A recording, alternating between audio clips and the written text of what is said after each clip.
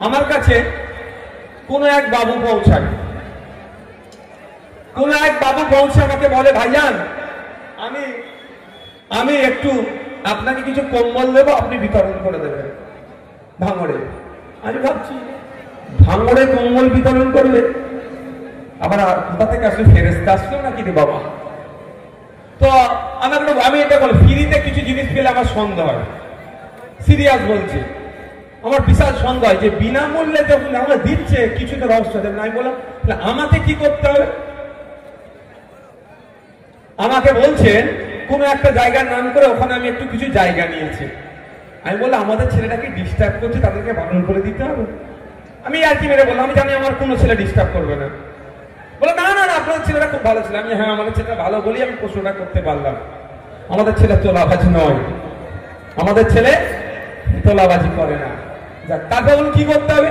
বললো ওর পাশে আরো জায়গা আছে, নেওয়ার ব্যাপার আছে। ভালো, যার জায়গা সে যদি আপনাকে বিক্রি করে আমার কোনো প্রশ্ন নেই, তবে কারো মতের বাইরে গিয়ে 100টা জায়গা কিন্তু আমি আপনাকে তাহলে দিতে দেবো না। আমার ছেলেরা যেমন ডিস্টার্ব করবে না, কারো মতের বাইরে গিয়ে কারো জমি আপনি কিনতে পারবেন না। বললাম না না, ওইরকম ব্যাপার নয়। আমি তাহলে কি বলছে, ওখানে গিয়ে একটু হই হুল্লা করিয়ে দেবে। হই হুল্লা মানে বুঝতে পারছেন তো কি হবে? তাহলে লাভকে আমি আরো আমার ইন্টারেস্ট লাগলো যে এমন করতে চাইছে কেন। বললো অন্যজন তাহলে ভয় আর কেউ জায়গা ওর পাশে কিনতে আসবে না, ও কম দামে মালটা তুলে নেবে, তুলে পরে প্লটিং করে বিক্রি করবে। যেটা বুঝতে পারলাম, তাহলে ভাঙড়কে কেন কুলসিত করতে চাইছে এবার বুঝতে পারছে। ভাঙড় থেকে বাইরে থেকে লোক আসবে না, ভাঙড়ের লেবার কমপ্লেক্স, ভাঙড়ের ফার্নিচারের গ্যারেজ, রক্তপাত নয় রক্তদানি হোক ভাঙড়ের পরিচয়। আপনার সহমত নাকি? কোন ভাঙড় কোন নটোরিয়াস ক্রিমিনালের কথাই চলবে? একটু জোরে বলেন, ভাঙড় কার কথাই চলবে? ভাঙড়ের সহজ সরল নিরীহ কৃষক চাষী, ভাঙড়ের ভূমিপুত্রদের কথাই ভাঙড় চলবে। কোন চোখছুড়া নেতার কথাই ভাঙড় চলবে না, কোন গাঁজা ব্যবসায়ীর কথাই ভাঙড় চলবে না, কোন তোলাবাজি নেতার কথাই ভাঙড় চলবে না। ভাঙড় চলবে ভাঙড়ের সহজ সরল মানুষের কথায়। ভাঙড়ের পরিচয় যারা কুলসিত করতে চাইছে তাদের কথাই ভাঙড় চলবে না।